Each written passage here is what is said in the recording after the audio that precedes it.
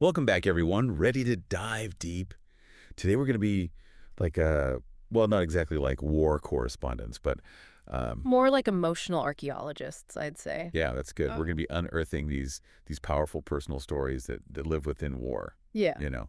But we're not focusing on the battles or the big picture stuff. Right. We're going right to the heart of the human experience. Exactly. And to do that, we're turning to Tasting the Sky, a Palestinian childhood. Wonderful book. Yeah, a memoir by IBTISAM Barakat. Mm-hmm. And she takes us back to 1967, the Six-Day War, Right.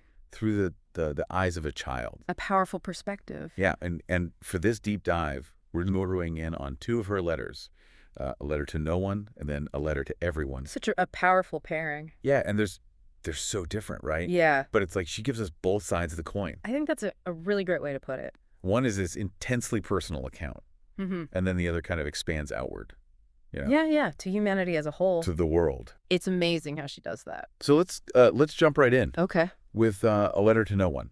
Okay. I mean, the title alone just It grabs you. it grabs you. Yeah. Mhm. What do you think is going on there with that title? Well, I think it immediately evokes this sense of isolation, right? Like you're crying out, but To no one. to no one. Yeah, there's no one there to hear you. Right. Yeah. It's like a whisper lost in the wind.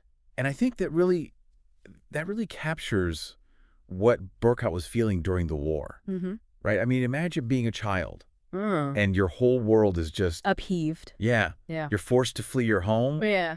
Everything you know is gone. You're surrounded by strangers. And there's this fear. Yeah, everywhere. Yeah, and uncertainty. You don't know what's going to happen next. Exactly. And she writes about this feeling of abandonment, this yearning for connection amid all the chaos. Yeah, there's that line about the shattered mirror. Oh, yes. My identity, a mirror broken into pieces. That's the one. Yeah, it's so vivid. It's such a powerful image, isn't it? It speaks to the fragmentation of self that comes with displacement. You're not just losing a physical place, you're Mhm. losing a part of yourself. Exactly. And that's something I think a lot of refugees experience, Mm. this loss of belonging, this feeling of being untethered. Absolutely. And it's something that's so hard to articulate, but Barakat does it so beautifully.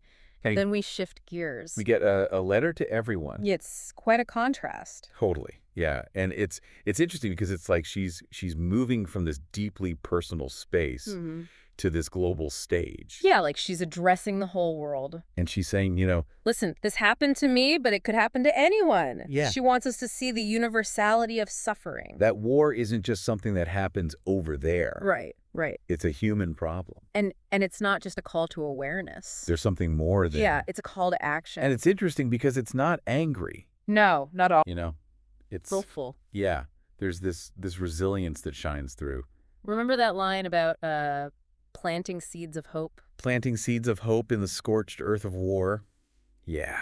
It's such a powerful image, isn't it? Yeah, it's like she's saying that even in the darkest moments, There's still possibility. there's still a way forward. And it's not just about enduring hardship. It's about transforming it. It's about creating something new and hopeful out of the ashes.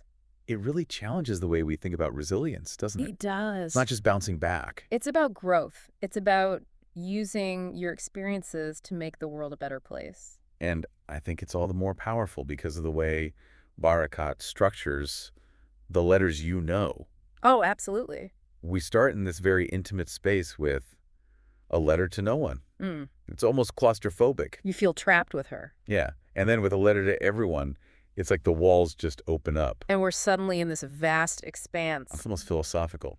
It is. And that shift in setting, I think, really mirrors Barakat's own journey From personal trauma to a broader understanding of humanity and our interconnectedness. and our responsibility to each other. So we've gone deep into these letters. We have We've explored the raw emotions of displacement, the yearning for connection. the power of resilience. What does it all mean for us? Yeah, what do we do with this? Where do we go from here?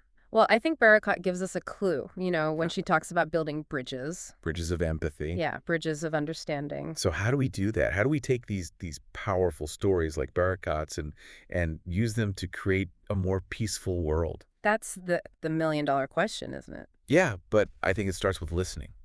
With really hearing these stories. With opening ourselves up to the experiences of others.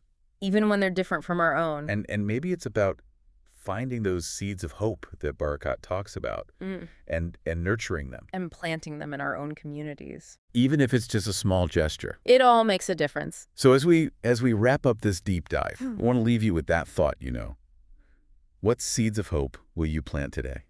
Thanks for joining us. It's been a pleasure. Until next time. Take care. Bye. Bye.